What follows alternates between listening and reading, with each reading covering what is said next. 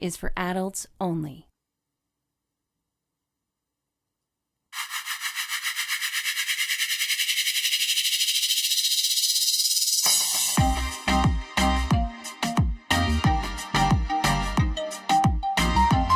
Welcome to the Cannabis 101 podcast, part of the Cannabis Life Experience. Your guide through the legalization and consumption of cannabis in Canada and beyond. Join us on this journey and adventure with the wonderful plant. Here's your host, Dean Millard.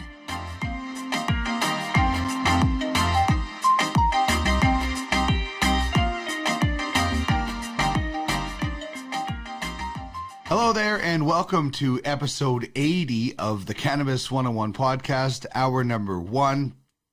Things are going to be a little bit different this week because I'm still recovering from pneumonia. Battled that last week, and not 100% there, but getting close. So yeah, that's why we did not have a show last week, as I was basically in bed for 5 days.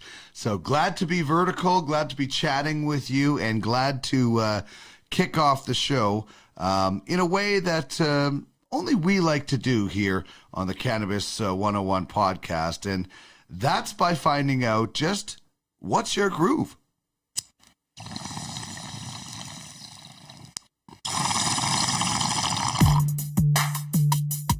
Put that in your pipe and smoke it. Can you dig it? Kinda grabs you by the boo-boo, don't it? Pipe in a grape, long in a blend. This is great. This is the bee's knees. Can you dig it?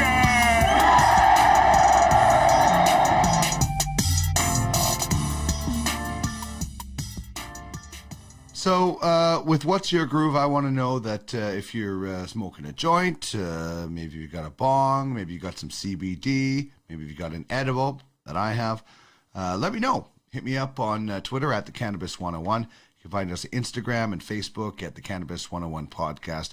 And you can email me, cannabis101podcast at gmail.com. So kind of the tagline, or one of the slogans of this show, is it's not just about getting high, it's about getting healthy.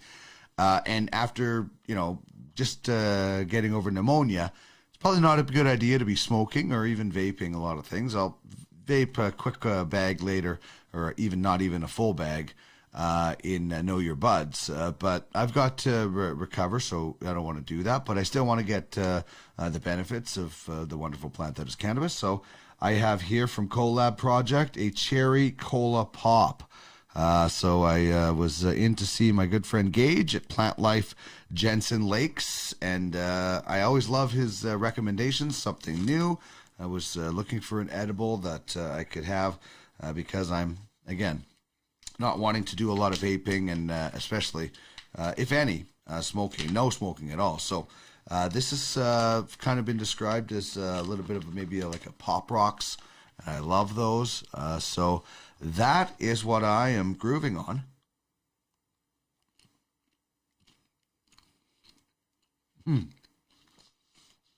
That was tasty. And the pop rocks.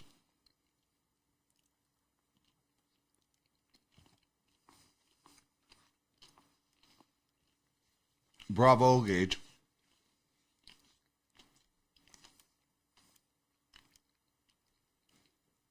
Thank you. Wow. You got all the tingles now. Thank you for that recommendation. I thoroughly enjoyed that, and I'm sure I will in the next little while as well. All right. That's what I'm grooving with. Let me know what you're going with. And here is what's coming down the hash pipe on this episode. Very, very excited to be speaking with John Fowler of Blaise Ventures, the man behind Respect the Plant, 7ACRES. Can't wait to bring you this conversation.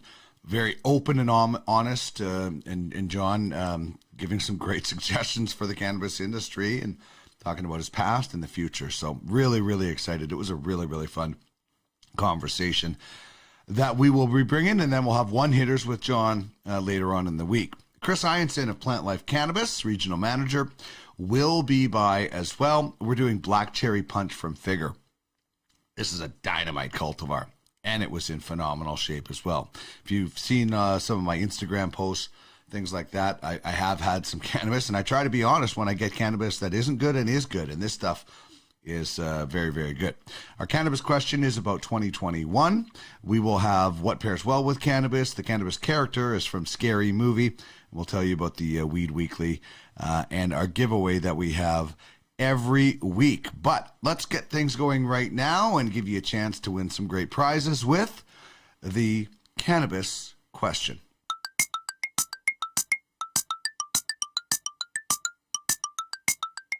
It's prize time.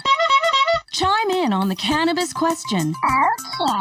And you could win a Cannabis 101 podcast prize pack. Pipe and a crepe, bong and a blint. Hit us up on any of our social media feeds or email us at cannabis101podcast@gmail.com. Okay, here we go.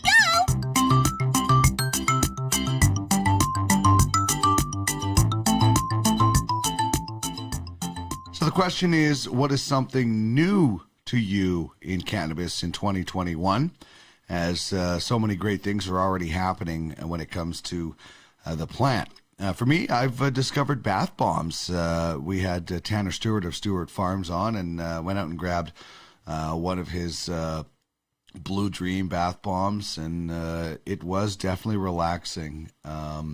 Like we'd said in the discussion, your definition of a high or how you feel might be different than mine, and probably very much is. But it was certainly relaxing. I will say that. It's something cool, good, and especially I loved, his reasons behind the packaging. So I'm going with bath bombs. But what about you? Hit me up on Twitter at the Cannabis 101. Get us on Facebook or Instagram, Cannabis 101 Podcast, and you can email us Cannabis 101 Podcast @gmail.com, and you could be entered just for chiming in for a Cannabis 101 Podcast prize pack. As for what pairs well with cannabis, for me, that's anything that pair well with cannabis, and that could be anything. For me, it's health. The slogan is, it's not just about getting high, it's about getting healthy. While I was dealing with my pneumonia, one of the things that helped me was CBD tea, the peach ginger, I believe it was. And it was something that I could actually keep down. It made me relax a little bit. It just helped along with, of all things, a bubble soda water just on its own. Health, CBD tea. I really enjoy it. I want more of it. And I think it's something that I'm going to start throwing into my daily routine of having a cup of CBD tea, in the afternoon. I think CBD during the day, as John Fowler and I will discuss, throughout the day for people is going to be something, as we learn so much more about the plant, that is going to be much more popular. So that's what pairs well with cannabis for me, but I'd love to hear what you pair well with cannabis, because I love discussing everything about the plant with everybody, and that includes our great sponsors. David Wiley and Malcolm LaBelle will be on hour number 2 on Thursday. They're usually on hour number 1. They're one of our great sponsors, as is Stone Smiths. Check them out. Great local company in Edmonton, stonesmiths.ca, great Canadian company. Their Slash is such a cool concentrates pen. It has a built-in loader, and they give you a cool 6-piece container, rubber container that you can, or silicone, I think it is, that you can keep all your different concentrates in, dip your loader in there, and then boom. Also, they're an Edmonton company, as I mentioned, built for Edmonton winters, and man, did we get a doozy of a snowstorm last night. So I hope nobody was stuck out in it, but if you were and you had the Slash, the battery would have held up because it is built for Edmonton winters. So you can find more information at the website, stonesmith.ca.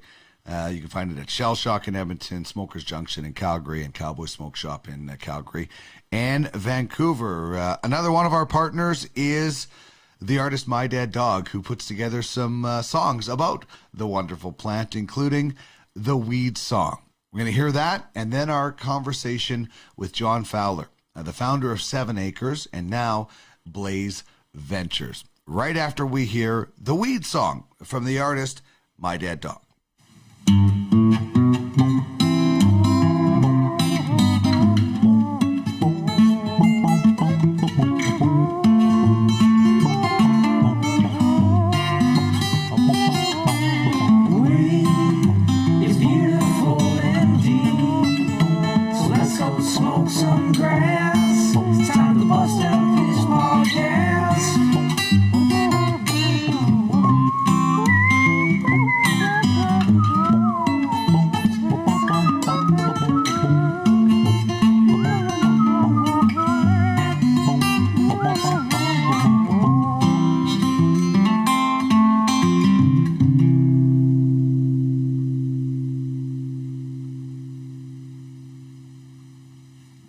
Very pleased to welcome to the show a man very well known in the cannabis space for good reason, and we're going to get into a lot of that. John Fowler of Blaise Ventures is joining me. John, thanks very much for giving us some time today. How are you?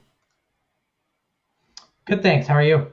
I am excellent, thank you, and pleased to be chatting about the wonderful plant. And the question I always start off with pretty much every guest, just to kind of give my listeners and viewers a little bit of a background. And there's a lot of new people that are coming to this space all the time. But what did you do before you decided to get into the cannabis space? I was a child. So have you been in the space the whole time? In the cannabis space longer than my parents would allow me to admit on a video here. But you know, I've been professionally involved in cannabis my entire adult life, and I was a medical cannabis advocate before then. So realistically, I kind of went from Tonka trucks to tokes and never looked back. That's beautiful. So when and why did cannabis become a part of your personal life? So for me, I'm not gonna lie, when I started trying it, I liked the stuff. It was good. But when it really clicked was the first time I met an adult medical cannabis patient. So as a younger person consuming cannabis, I always just assumed you stopped. It was like, you know, silly things that young people did, I guess. And I remember I was at my friend's house. Her mother's a registered nurse. Her mother came over, sat down on a living room couch and smoked a joint. And like, that was the craziest thing I'd ever seen. Like, I'm sure I've seen adults smoking pot before then, but I certainly had not seen someone sit down on the couch of their own home and spark up a joint, let alone a nurse. And that was really my introduction to medical cannabis. And, you know, my peer group for a number of years was medical cannabis patients in their 50s and 60s. And I was not in my 50s and 60s at the time, but that's really what started me down the path that cannabis can be a positive long-term part of somebody's life. You know, as a good alternative to alcohol, there's a lot of recovered addicts that, you know, whether it's alcohol or tobacco or you know, opiates or other things that have used cannabis. And that was really eye-opening to me. So I've always had that sort of medical first relationship with cannabis. And then it's become increasingly a bigger part of my life, you know, as a hobby and a pastime with the activism. It was what guided me to law school. And then, you know, it's been pretty much my entire working career for the past, what are we at, like 7 years now. Oh, that's wonderful. And we're going to obviously dive into founding 7ACRES in a second, but let's talk about, you know, what it is that is going on currently with you, and tell us a little bit about Blaise Ventures. Absolutely. So in 2020, I started Blaise Ventures after being fired from Supreme. And really what I wanted to do is I knew I wanted to stay in the space, but I wanted to have some flexibility. I also had a practical reality. I was doing an MBA at the time, and you're supposed to put your company name, and when I said that I wanted to put unemployed pot dealer instead of a job title, I was told I wasn't allowed to do that. So we started Blaise Ventures with a good friend of mine, Scott Walters, with just a goal to basically work in the space on project we cared about. You know, we wanted to make money, obviously, but really we wanted to make great products and just love and respect the plant. I know you have that 7ACRES tagline sitting beside you. So we started really not knowing what we were going to do, but having a really strong set of principles that guide us. And we just had the most amazing 2020. We were able to start multiple businesses. We were able to build a really strong team. And now we're going into 2021. We're the managing partner for Muskoka Grown, which over the next 12 months, we're going to turn into one of the most exciting smoked flower brands in the country. I'm super excited to roll that out over the coming quarters. And we're able to launch our big rosin, our live rosin coins, which was the number 2 selling premium product in Ontario in December. And quite frankly, I think the best value cannabis product in the space. It's really, really good rosin, cheaper than I can find it on the black market. So as long as that's true, I think we're in a good place. So that's sort of where we're at. And really, the structure we have at Blaise Ventures allows us to be super nimble, super flexible, and either take on projects individually or take on projects as our full team is about 12 or 13 people now. And it's been great. And it's really just reconnected me with the plant, reconnected me with the consumer. And just, I wake up every day asking myself, how can I make the consumer happier and how can I make the plants happier? And, as long as we're doing that every day, the business just seems to get better.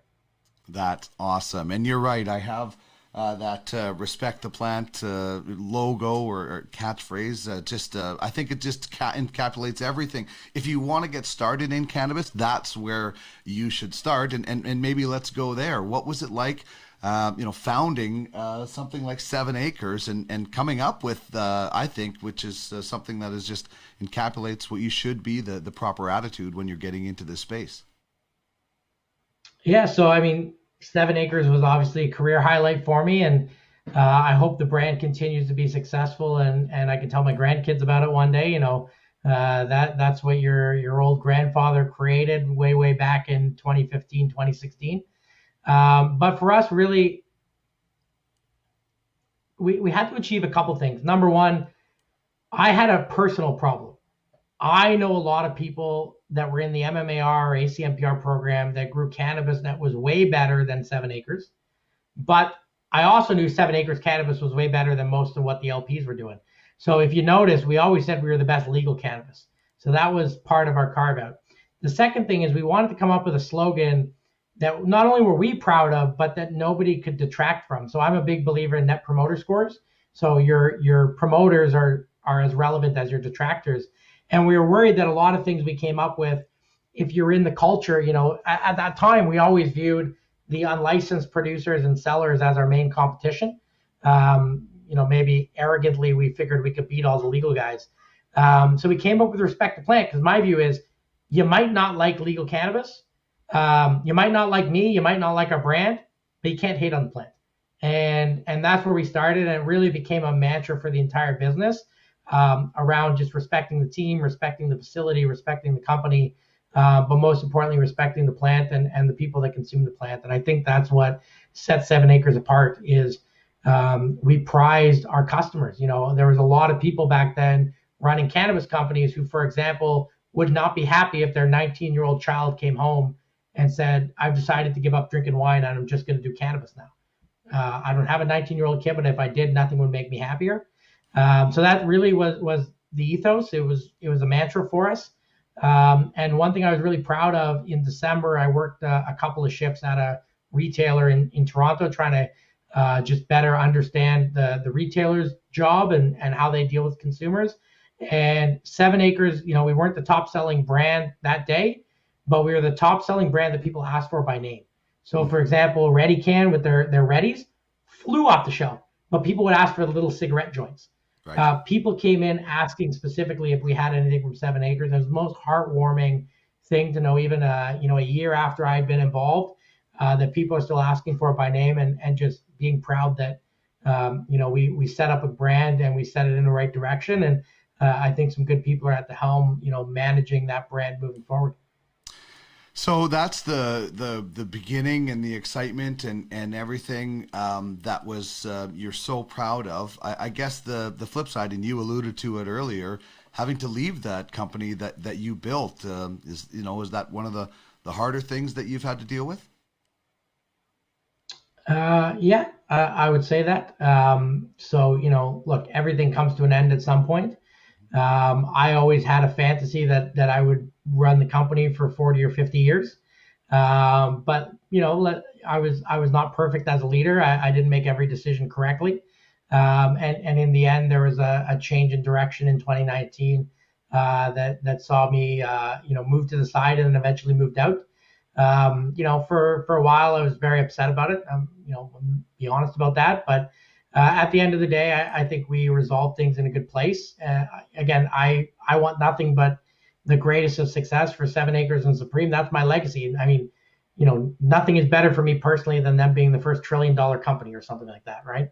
But mostly I like the idea of the brand doing well, the jobs it can carton. Bina, the CEO there, is super experienced in consumer goods. So she's going to bring a level of discipline and planning to the business that I think is needed. That was probably over my head, but these things happen. But the plus side is it's opened up this great world of new opportunities for me to not have to deal with the headaches of a large public company, not have to deal with having to raise hundreds of millions of dollars or have, we had 75,000 shareholders at one point. So I always joked like I should go rent the Astrodome and fly everyone down there because I can't even fit them all in the Skydome. But to me now it's really just about the consumer. We work in private businesses. We have a couple supportive shareholders, but mostly I self-finance the businesses.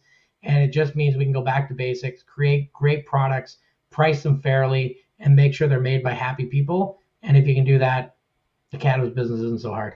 Mm-hmm.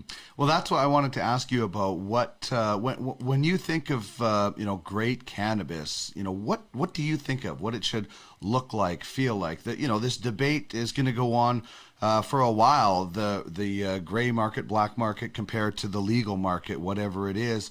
I tend to think that people think that everything they got from the illicit market was always AAA #1 product. I'm not debating there isn't great product and probably still is, but that debate that the legal market can't stand up to the recreational market, I don't think exists anymore now that we're a few years in. But what does good quality cannabis look, feel? What is it to you? So one cool thing about cannabis that I've learned, everybody's a little bit different, right? Sure. For example, the WAPA we used to sell at 7ACRES, it's fruity. It's not my cup of tea at all. When we discontinued that strain, people were angry, like legitimately upset with us that we weren't selling that anymore. I'm like, it's a 17-18% fruity Dutch strain. Why don't you want this nice OG Kush? But so everyone to each their own. But what I think is commonplace amongst consumers is everybody wants the best cannabis they can afford, right? So sure, not everyone's going to go drop huge amounts of dough every week on their cannabis, but all things being equal, they want the best they can afford. And I think there's 3 buckets when you think about good cannabis. I think first of all, people want it to look good. And what I mean by that is, well trimmed. It looks like it was cared for. So obviously a good OG looks different from a good cookies, looks different from a good skunk. But, all of them, it should have a decent sized bud. It should be kind of frosty. It shouldn't have a lot of extra leaf on it. I think we can both close our eyes and have probably a fairly similar view of what good is. The second one is it should smell strong. And by what I mean there is, again, a sativa could be woody versus a gassy indica versus a fruity strain. God forbid a cheese strain, which I hate, but some people just love. But whatever the smell is, I've never met someone that wants their cannabis to smell less. Maybe they want to smell like cannabis less later, but nobody's like, oh man, check out how strong this weed smells. I wish it really smelled like less. Whatever that smell is that you like, you just want as much of it. And I think cannabis should be graded on a distance scale. If I open up an ounce of weed sitting here, how many meters away can you smell it? And really good weed, that's a really big number. I always love that when I'm in the house, or we used to do a lot of sampling in the office. There was a couple times where a jar of cannabis would get opened 3 offices down from mine. And all of a sudden, whatever I was doing, I'd just like perk up and just go running down the hall, try to check it out. So I think, it should look like it was well taken care of. It should smell strong, whatever it is. And the third one is that smell should come through in the flavor. So when I say it should taste great, again, not everyone likes the same flavor profile, but you want to taste what you smell without any of the negative characteristics of an acrid burn or a fertilizery taste or those negative characteristics. And I think that's the same. I think look, aroma, and flavor is what consumers are after. And I think that we prioritize potency, but quite frankly, other than the value equation side of it, for most people, if you like smoking cannabis, it's not the end of the world to smoke a second joint if the first one didn't get you where you want to go. No doubt. So that's the plant. What are your thoughts on the packaging and how that's evolved in the last couple of years? You know, some of it was big and some of it has gotten smaller, which is a good thing, and different varieties. I would love to see harvest dates as opposed to package dates. I'll be honest, I've accidentally walked, well, not accidentally, but I bought some cannabis and got home and it was over a year old, and it's, you know, almost like dust. But what are your thoughts from your experience with how the packaging has evolved? So packaging is getting better. You know, most of us started in basically cosmetic jars. They're porous. They don't get a good air seal. Even if you do get a good seal on it, there's often too much air in the container. But I think things are coming. So I'll give you an example with our live rosin. We actually don't fully cure the rosin before we package it because we can't control the supply chain and the temperatures and the time. So we actually package it in a way that it's not fully finished so that the consumer can finish it at home and get the greatest experience. And I think if you think about a lot of products like vegetables and fruits, many of those are actually not picked at the peak of ripeness because they know you're not going to eat it right away. And I think that's bigger than the physical packaging itself. We all learned how to grow to make the perfect bud that's going to get consumed pretty soon, right? It's actually a bit of a different mindset to say, what's the perfect thing I can put in the jar so the customer has the perfect experience a month, 2 months, 3 months later. So that's number one. Number two, I see a lot of, I want terpenes on the label. I want this date. I want that date. That's all bullshit. Sorry, I don't know if I can swear. That's all window dressing. What I mean is brands need to stand by their product. I should know as a brand if my product is past its best before date, and I should go out of my way to make sure you don't buy it. These dates are all ways that we're trying to fact check the brand because we don't trust them. And the brands don't give us reason to trust them. So to me, yeah, sure, we can put all that on. It creates more complexity than people think in the facility. It adds cost. Really what we need as consumers is we buy things we like and we don't buy things we like. And we're very choosy with who we give a second chance to. And I think that when consumers are empowered, brands are going to adapt or die. But at the end of the day, that's really what it should come down to is when I buy this Muskoka grown blueberry or this big live resin or Canopy or whatever the brand is, right? I should know what I'm getting and I should get that delivered to me every time. And I shouldn't have to look for a date and make my own guess about, well, was this harvest date the right time or was the pack date the right time? I should know. It's good because this is what I expect from the brand and that's the brand promise. And if I get anything less than that, I have a right to be pissed off. And if the brand doesn't take care of me, I'm going to go to somebody else. You have not only, you know, created companies, but you've also been an activist, and with that comes trying to end the stigma where it is involved with cannabis. You know, I started using cannabis when I was 15 years old, and you know, up until then, you had to whisper that, hey, we're gonna go smoke a joint. Now we can be like, hey, I want to go smoke a joint. You're in the pub watching the game. You want to go smoke a joint? Whatever. We can do that. How do you think, you know, from the time that you kind of became an activist until now, how do you think that stigma is kind of on a level? And do you think, you know, and what are ways that you think people can do to help end it more? I think the fastest way to end stigma is for everyone to listen to this podcast, go buy 3.5 grams and get stoned and realize it's not the end of the world. It's maybe even kind of fun. But I think, look, I think legalization didn't remove stigma as much as I hoped it would. It created a lot of novel use, but almost a bit of stigmatized use. And that, ooh, you know, it's a little risque. I'm going to do it. I think what I'm excited for, if you look back on stigmas or prejudice and all that stuff, it's often generational, right? So, you know, we've seen that with big ticket issues in Canada and the US. The generation that's, you know, in their 40s and 50s when the world changes generally doesn't, you know, they might noddingly accept, but they don't believe it, right? What I'm excited for is, you know, I have family and I have friends whose kids are teenagers in a legal space. they will never know anything but legal cannabis. They will never know that there was a time that if you chose to smoke pot instead of drink beer, you could lose your job. Like I literally, when I was a lawyer, every Monday on my drive to work, I would make up a fake story about how drunk I got on Fridays because I didn't want to tell people that actually on Friday, I smoked a joint, hung out with my fiance, and ate a cheeseburger.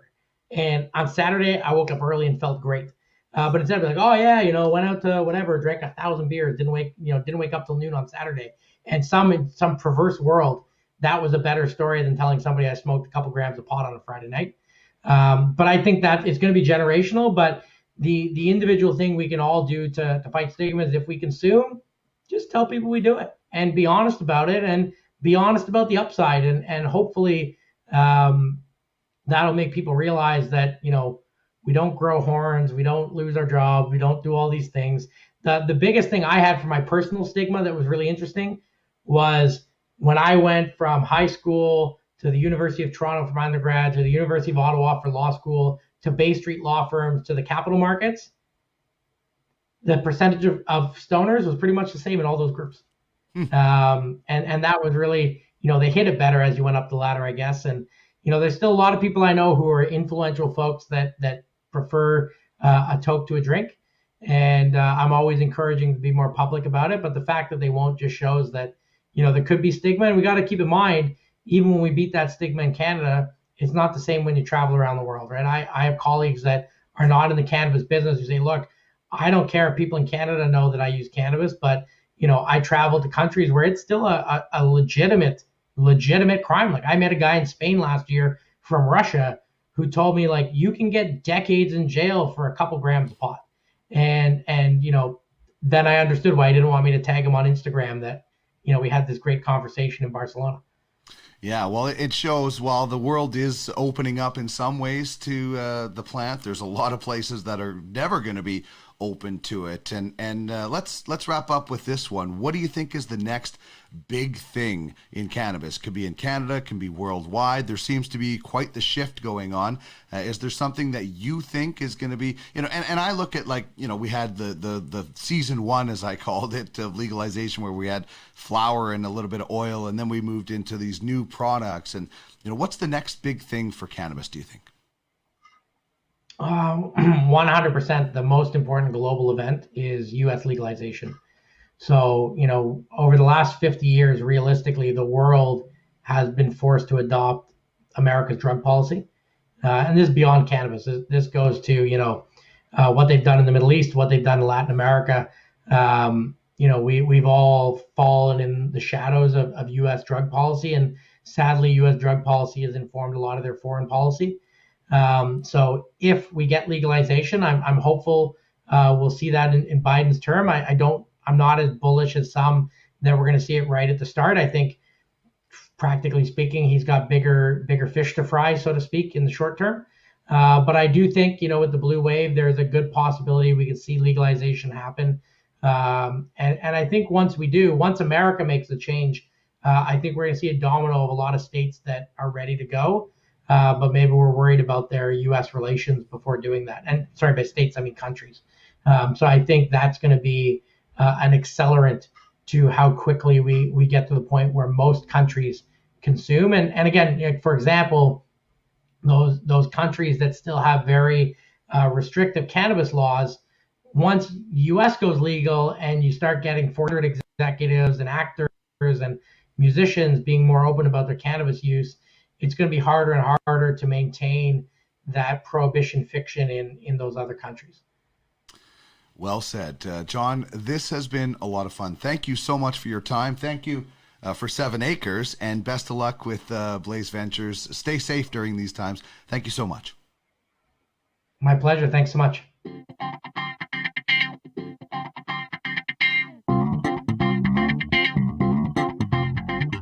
This is the Cannabis 101 podcast, part of the Cannabis Life Experience, turning the wheel of cannabis one toke at a time.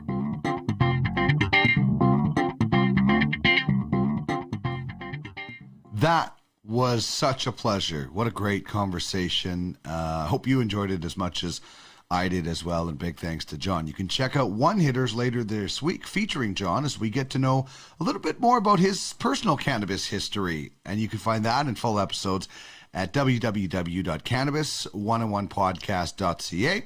You can also subscribe to the Weed Weekly and qualify for our Friday giveaway. You got a joint? No, not on me, man. It'd be a lot cooler if you did. Time now for Cannabis Characters. Dopest dope I've ever smoked. Celebrating the best from fictional 420 film Hey, I am your stoner. and beyond. Heavy girl with that, man. Is it heavy stuff, man? All right, so the cannabis character that I am going with this week is the character Shorty Meeks from Scary Movie, the Scary Movie franchise, but this one particularly is Scary Movie 2, and the character portrayed so excellent by Marlon Wayans. These horror spoofs, they were pretty funny, I thought. Silly, kind of gross out humor sometimes, but for the most part, they were just, good kind of sit back, especially smoke a joint and laugh your head off. But they definitely did have a lot of those. In the second one, one of Shorty Meek's plants gets possessed, rolls him up and smokes him. It's a pretty funny scene that also includes Neil Patrick Harris as well. So here is Shorty Meeks in Scary Movie 2. Good night, little plant. You drink all this little water up so you can grow up to be a nice, strong crime plant. Yes, yes. And then you'll be smoked by all the rappers and make them do a whole lot of dumb shit that fuck up their career. I'm sorry. I didn't mean to smoke your relatives. Please, no! I didn't do it by myself. Whitney and Bobby help me. Please, help me! Oh, shit. I smell something burning. Oh, snap. It's me. I got an idea. Oh, wait a second. Hold on, Shorty! Don't rush me yet. I'm getting high as a motherfucker. Hope, hope, hope, hope. Take it to the head. Take it to the head. You take it like a bitch. Put the shorty down. I'll give you Funyuns and Cheetos.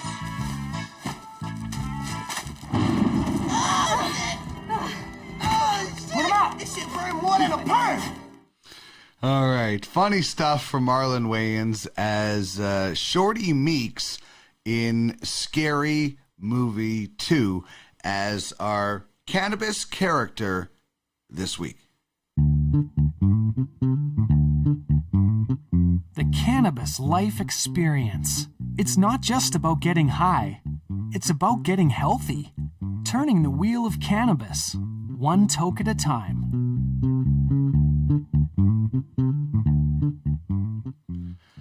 All right, as mentioned earlier, big thanks to our partners. You'll hear from David Wiley of the OZ and Malcolm LaBelle from the Business of Cannabis on hour number 2 on Thursday, as we do This Week in Cannabis News and the Business of Cannabis.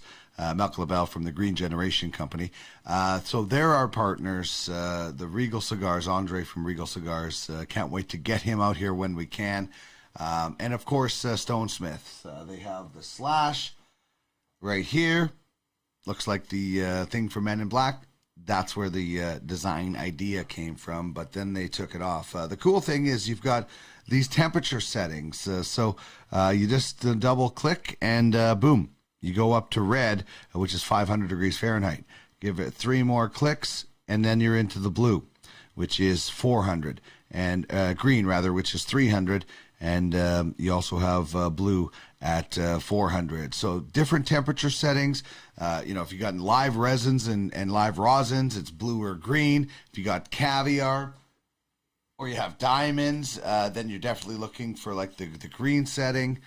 Shatter is definitely great on the red setting. So very simple to use. If you're new to dabbing, even if you're experienced in cannabis, but you're not experienced with concentrates, maybe you're a little bit leery about using the torch, this is an awesome way to get into it. And for the veterans alike, it's great, very, very portable. So thanks to all of our partners, especially them. Check them out at stonesmiths.ca. Love working with local companies and partnering up with people that really care about the cannabis industry.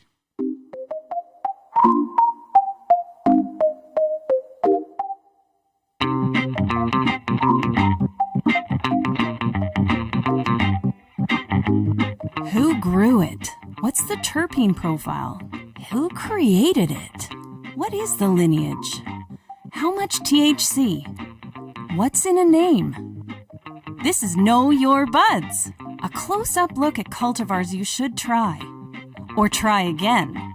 Joining Dean is our educator, Chris Ianson.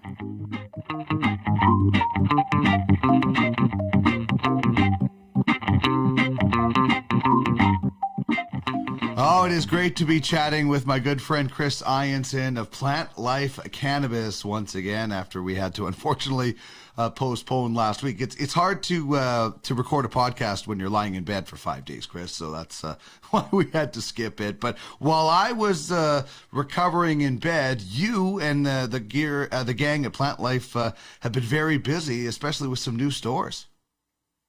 Yeah, that's right, Dino. I'm actually down in Calgary right now. I'm here to help support. We're opening a new store in Southeast Calgary in the Mahogany area. It's a big, beautiful store opening on January 27th. Pretty exciting. Pretty pumped to kind of see. I guess this would be my first Plant Life store opening. Got a great staff already, great manager there. Super excited to see where it goes. Indeed, the Plant Life stores popping up all over the place, and that is good to hear. And I'm sure more expansion on the way in some other spots. And I'm really excited to be able to take a look at this cultivar that we're doing today, Black Cherry Punch, an indica dominant hybrid, and I'm excited because I like the LP that it comes from. It's Figure. So let's talk a little bit about Figure and especially who the parent company is with this cannabis company that, in my opinion, seems to be on a rising track. Yeah, no doubt, Dean. So the parent company is Pixis International. And they're a global agricultural company with over 145 years experience of delivering value-added products and services to businesses and customers. So very dialed in on the agricultural side of things. Figure is their cannabis region, part of the company there, and it's Figure's a handcrafted, homegrown cannabis company. They grow cannabis with the character of fifth generation homegrown farmers and the integrity of a fully verifiable source to market tracking system. So it's pretty much, it's a combination of farm wisdom crossed with modern scientific rigor. It's very cool to see. And I'm a big fan of seeing the farming industry get into cannabis. I think it just feels right. Figure was founded in 2017 by then President and CEO Edwin Jarrell in Charlottetown, Prince Edward Island. So they're out of PEI, and it started out as a small family venture, and that turned into the big cannabis beast that it is today. Presently, the company is run by their current CEO, Harvey Carroll, and Harvey comes from a background of 25 years of experience in the food and alcohol industry, and he works out of their head office in Toronto. Wow, so some pretty solid growth, to use the term of the industry. This is a company that, as you mentioned, kind of started small and now is, really taking off. So tell us a little bit about, the history of their growth and kind of where they're working out of now. Yeah, for sure, Dean. So yeah, this company, Figure, started out with 4 employees. Now they have upwards of close to 200 employees, some seasonal employees depending on harvest and stuff. But 4 to 200, that's some serious growth. The facility in Prince Edward Island is called Canada's Island Garden, and it's over 300,000 square feet. It's 6 football fields, pretty much. Just picture them right next to each other. So whole lot of growing space there. They use LED lighting, which keeps the energy costs down, and it's good for the environment. They use rainwater, which is recycled, a computerized system to monitor the data, and they also use natural air ventilation too. And we grow in hydroponically too, which is a real nice way to soillessly grow your cannabis. They also have a smaller facility in Simcoe, Ontario. It's about 20,000 square feet, and it's named the Gold Leaf Farm. And recently, the company they added an option for expansion of upwards of 700,000 square feet. Because they acquired the 20 acres of land adjacent to this facility. So right now, that's kind of their small facility for right now. With the, if they need to expand, they've got the room to do it. Pretty cool. That's awesome. I love those stories of somebody starting small. Not that if you have the resources to start big, there's anything wrong with that, as long as you can maintain that. And unfortunately, we've seen a lot of companies that haven't been able to do that. And these guys are going the other way, starting small, doing it right, and building properly. And they also have, I guess, a unique labeling system with their cultivars, don't they? Yeah, Dean, they do. So when Figure first came to market, they were a number system. So you would come in, the number 7, the number 14, the number 8, and they kind of represented different cultivars. It wasn't on the packaging. You kind of had to look into a little bit. I think that they heard from people saying, you know what, we want to know what we're smoking. We want to know what the cultivars are. And they pivoted. They switched, and they switched over to the curated collection of the Go series. And so there's, 5 different, I guess, vibes on how you want to feel. And it's easy. There's a chill. There's steady, which is what the Black Cherry Punch is under. That's under the Go Steady. There's also Play, and there's Elevate. And those are a couple of sativa dominant ones. And it's kind of nice to see the different vibes, but still see the cultivar there as well. I feel like they kind of got that one right. A lot of LPs are, going with just a vibe only. I like that they've got a vibe, and there's I guess a family of cultivars within that vibe.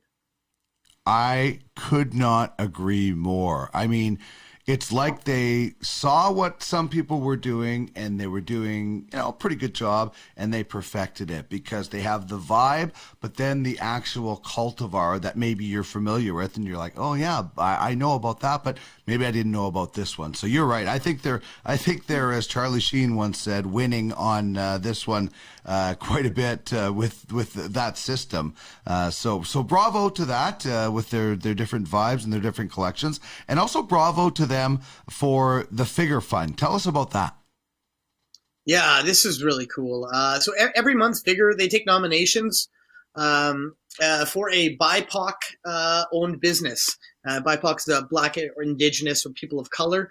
So BIPOC owned businesses, once they've selected a business to support, they will purchase products or services from that company and actually have the company distribute it to the community around them. So very cool initiative. I think it's a lot of good inter-promotion too. I feel like the companies involved are going to benefit from that in the time to come. And they do a new business every month too. So it's super, super cool to see. I'm a big fan of cannabis companies. We know they make money, but it's nice to see them giving back or supporting the communities. I think that's awesome too. And as we were kind of looking at the website, you can just see there's a lot of good information on it. They're doing a lot of really good things. So bravo to these guys for sure. But when it comes to the website, and you can check it out at www.figr.com. They have something very cool. I'm not going to say they're the only ones, or it's like the first ever with products, but I haven't seen this with cannabis products. So tell us a little bit about how you can actually track. I'm holding this in my hand. I can track exactly the right almost every detail about this batch, Chris. Yeah, buddy, it's crazy. So it's called the Sensi track and trace system. And it's something that, Figure offers to make them stick out a little bit compared to the other LPs. Each Figure product comes with a lot number. It's right on the front of the jar. And on their website, there's a spot right on the homepage where you can actually put that lot number in. There it is. And you can choose on the right there if you've got a numbered product or a gold product, and it'll actually bring up a whole lot of info on that specific batch of the cannabis that you got in your hands. You can see how it was grown, where it was grown. They even have a COA, so certificates of an analysis are on there. And it's got a full breakdown of the terpene profile in it, as well as pesticides tests and just like a full deal of info. This is like one of my favorite websites that I've kind of come across in the cannabis industry for information. I think they just nailed it.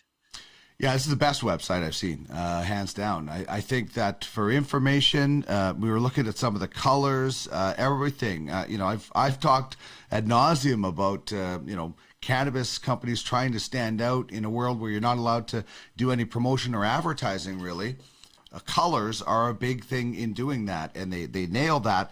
But you can't just have all sizzle and no steak, and they have the information. So bravo to these guys. Check out the website, and they even have an app where you can scan your lot number and stuff. So to me, it's the best website for a combination of the information, but it also is visually very appealing. And we haven't always seen that. We've seen sometimes how websites have one, but not the other. And this is very eye-catching, as is the cannabis that we're going to get to right now. So the history of Black Cherry Punch. Lay down the lineage on us.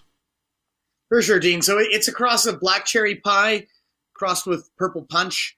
So two real delicious cultivars there crossed in to make a super delicious skid. Very tasty, yeah. Within the Black Cherry Pie, we've got Black Cherry Soda crossed with a 501st OG. And then the Purple Punch is a Larry OG crossed with the Granddaddy Perps. So a couple of OGs in there, and then a couple of real kind of flavorful, fruity cultivars. So it's a really good mix. So the 501st OG and the Larry OG, are those two coming from the same family tree sort of thing that have just been, something else added to take them in a different direction? Yeah, I mean, OG Kush is in both, for sure. Right. But I mean, it's both kind of have very different kind of processes on how they got to the Larry OG and the 501st. All right. Well, I know this is one of your favorites because of the GDP in this, and I know you love GDP. If anybody's ever looking to get Chris any kind of cannabis gifts, just come to me because I know some of his favorites, and I know GDP is one of yours. Oh my God, it is. It's that's one where when a lot of people come in and they ask me a question in store, I want to relax, I want to feel good, I want to have just a nice chill evening. Like they're not too educated, they don't know too much. I always try and let's start with the GDP. It's not too intense, just a super amazing cultivar created by one of my cannabis heroes, Ken Estes, the medicine man. So just legendary stuff there. All right. But go on. Go on.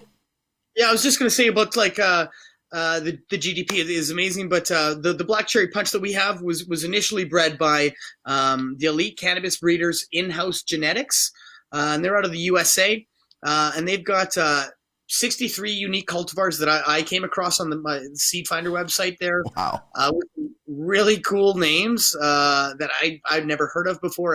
Afghanimal, Blue Nana, Cherry Gorilla, Daddy Mac. And there was even one called Customer Service, a cultivar. It's called Customer Service. It's a Girl Scout cookies crossed with an Allen wrench. Well, hey, you can fix anything with an Allen wrench, so that works out, and I love that. I love Afghanimal. I think right? I might have to get name my next cannabis accessory an Afghanimal or something like that. I think that is absolutely awesome. Okay, so this is 23.4%, and we'll tell you where that kind of fits on our level. But what's in a name, do you think, Chris?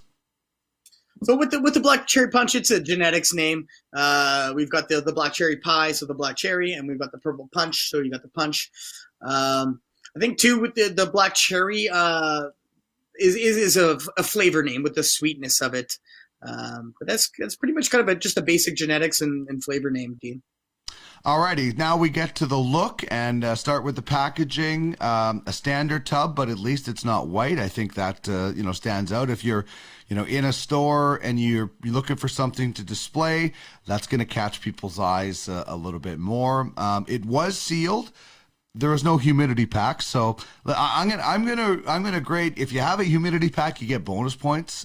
If you don't, it's unfortunate. You should, but I will say, despite there not being a humidity pack, this was in great shape. It was in phenomenal shape. The only thing I worry about is, I have purchased, not this company, but different types of cannabis that have been a year and a half old. And I'm not saying a humidity pack's going to make it great, but it could help. Having said that, this stuff is in phenomenal shape, Chris. Yeah, big time, man. I got some stuff last week and the week before. I'm a big fan of the what I've seen, really nice, well-trimmed nugs. Smaller size, which I am totally good with. No leaves at all, just real dense nugs.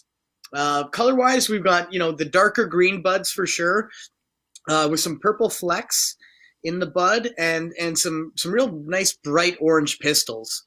Kind of my favorite thing about the look though is the dusting of trichomes. I think it's quite frosty. Looks super nice. I was very impressed when I first cracked my first jar of the Figure Black Cherry. Yeah, it's in great shape. Feel wise. Like when you touch it, it's spongy. And sometimes I get a little bit leery when I see small buds and no humidity pack because they can be dry. And this one, sponge perfect. It's sponge worthy, to quote Seinfeld. It was absolutely awesome. And in the trim job, as you mentioned, the trim job is just, some of the best. Like, you're going to take some stems out as you're going, but there was like no leaves. It was just one of the best trim jobs that I've seen in quite a long time. So bravo to them. This is terrific shaped cannabis. This is what when you pay the money for your cannabis and get home, you are totally satisfied. I don't know how anybody could say anything negative about this batch of cannabis, in my opinion. Mm-hmm. Yeah, well said, Dean. I completely agree with you. Like I said, I've been a big fan. I've gotten quite a few tubs already, and the pre-rolls too are nice as well. They come in a real slick kind of tin packaging. It's awesome. I'm looking forward to that. All right, let's talk about the terpene profile with Black Cherry Punch. Yeah, for sure. So we got limonene. That's our dominant terpene, and that's going to be kind of a citrus fruity aroma and flavor. Caryophyllene is number 2. And that's black pepper and spice. And then we got linalool as number 3, and that's kind of a floral lavender flavor and aroma there. So cool thing about the terps for I guess this particular Know Your Buds is like we know specifically the batch that you had there. These are the dominant terpenes. Yeah, you can look up as we did from the batch, and I'm just going to list them off. So as we mentioned, limonene is 0.36%, caryophyllene 0.22%, linalool 1.8%, and then myrcene is the fourth one at 1.3%. So it's amazing. It gives you lists like this is total transparency, and this is what the consumer wants, right?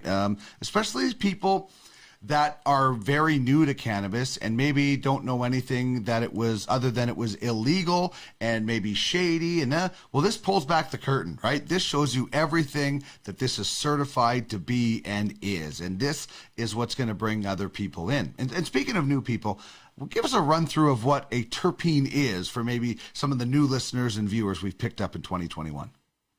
Yeah, for sure, Dean. So terpenes they're aromatic oils. They secrete from the cannabis glands, and they make your cannabis smell or taste a certain way. So when you got bud like lemon skunk or something that's super citrusy, limonene is going to be probably one of the more dominant terpenes in there.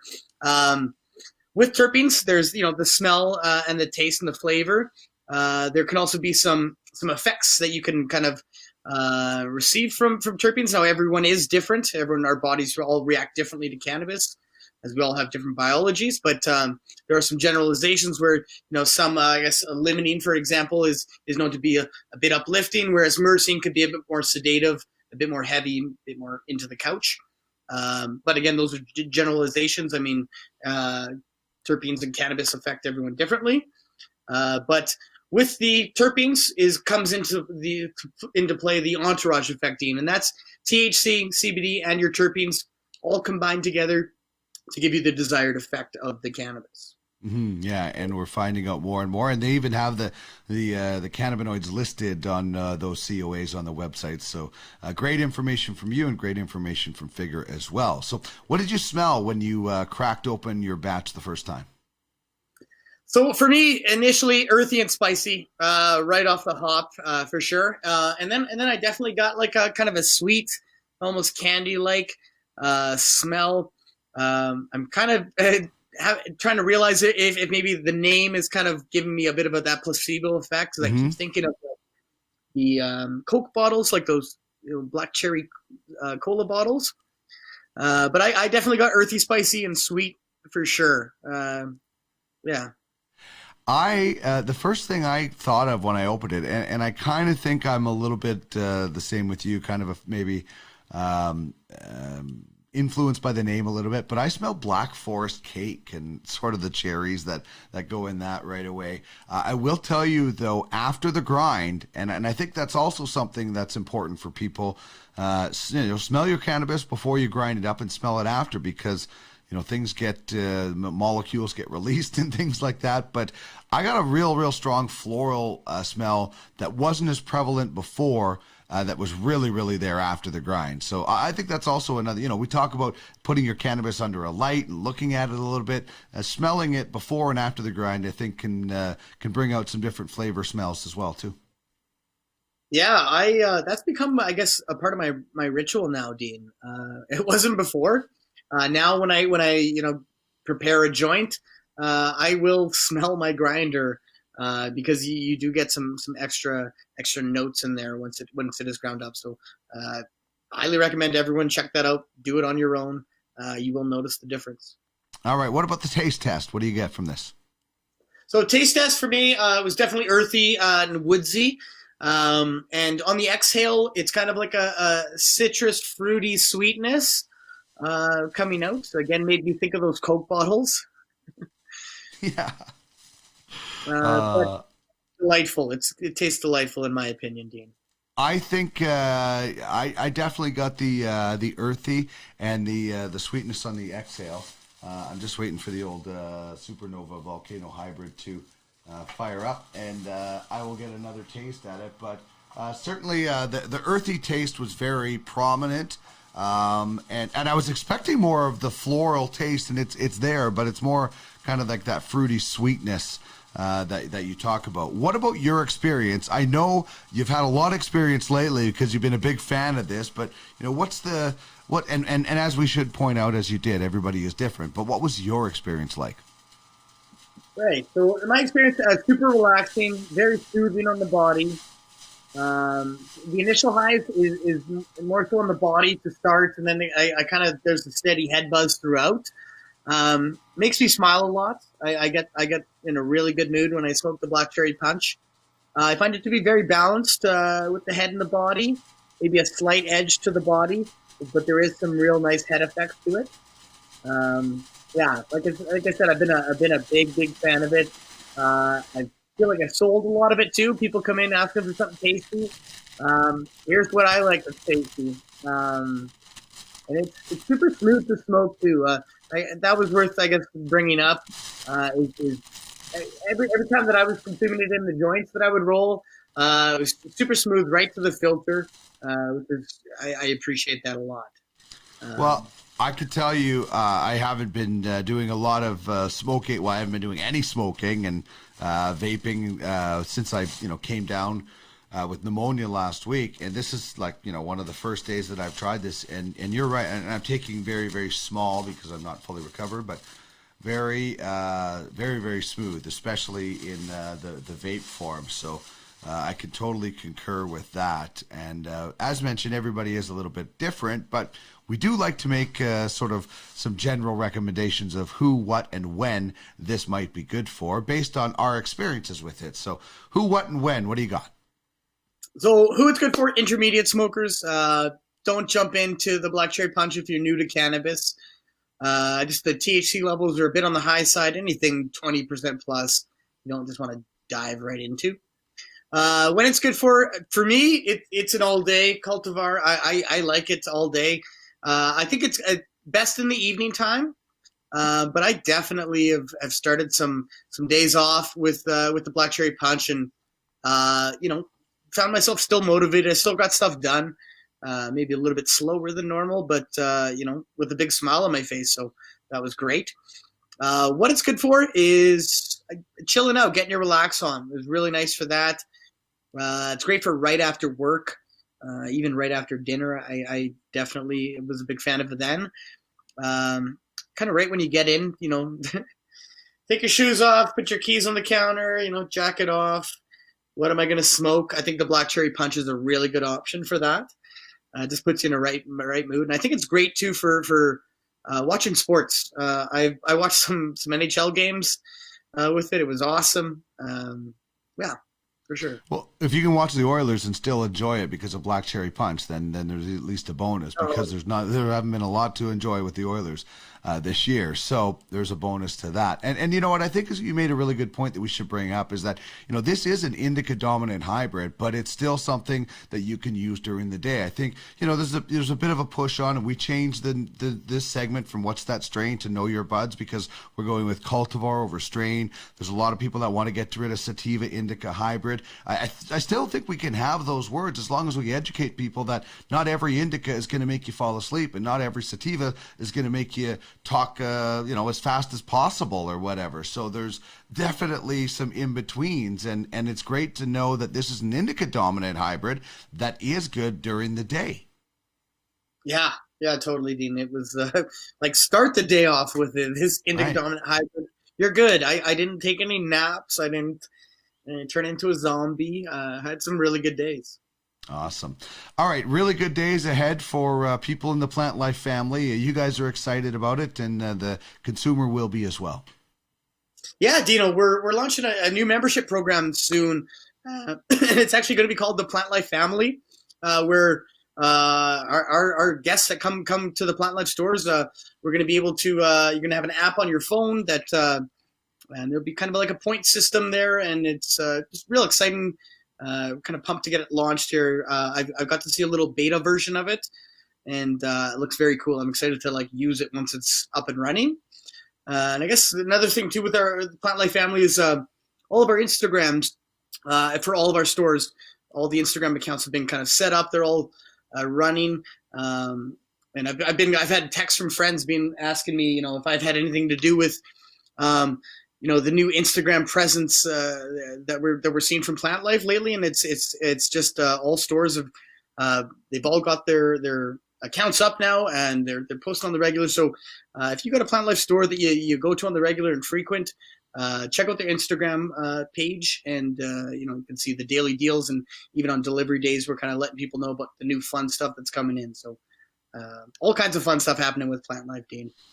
That is awesome. Anyway, any time you can connect more with the consumer and give them more information, all the better. Thank you so much, Chris. Best of luck with the store openings, and we'll talk next week. Yeah, Dean. Thanks for having me, buddy.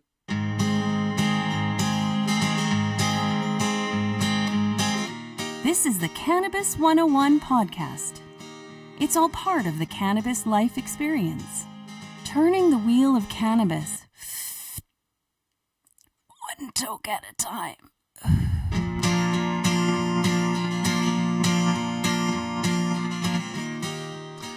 Thank you very much to Chris Ianson of Plant Life Cannabis, and of course John Fowler, Blaise Ventures, the man who founded 7ACRES, and one of the best slogans to ever grace the cannabis industry: respect the plant. Because that's, if you don't do that from the beginning, then you're hooped. You're not going to go anywhere. So thank you so much to them and to you. I talk a lot about our partners, but you are the most important partner, the listener and the viewer. If you're listening and you want to watch us, check out our YouTube channel at the Cannabis 101 Podcast. And if you want to find past episodes, it's the Cannabis 101 Podcast.ca. You can check out past episodes, contests, and much more. If you liked the show, I hope you did, please let us know. Subscribe, leave us a review, give us your thoughts on the program. Always looking to improve. And if you want to keep up to date on everything going on with the Cannabis 101 Podcast and the Cannabis Life Experience, get the latest with the Cannabis 101 Podcast and the Weed Weekly at the Cannabis101Podcast.ca. Sign up. You're in the mix for our Friday giveaway. Only for subscribers, though. We spin the wheel of names and give something away every Friday. And it's an easy way to keep up to date with the Cannabis 101 Podcast. If you'd like to become a partner, check us out. Email me at cannabis101podcast@gmail.com. For other shows, by the way, of the podcast variety, check out podcastalley.ca. Got some fantasy sports shows, an NHL draft show with Craig Button, and much more.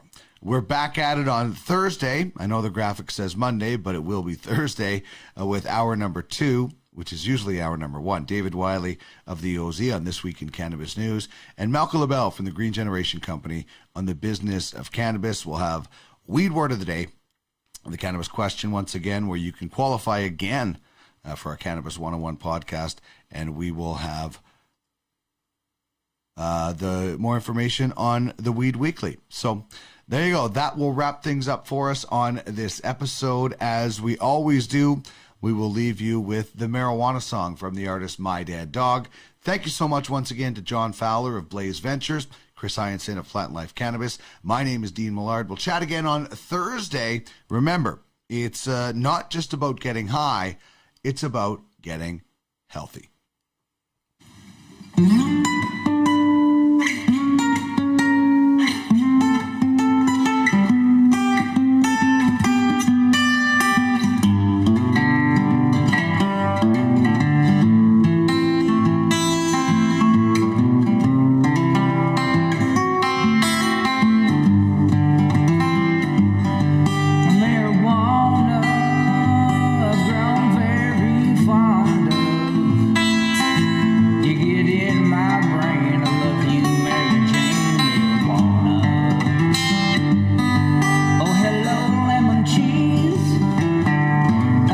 Bowl for me, please.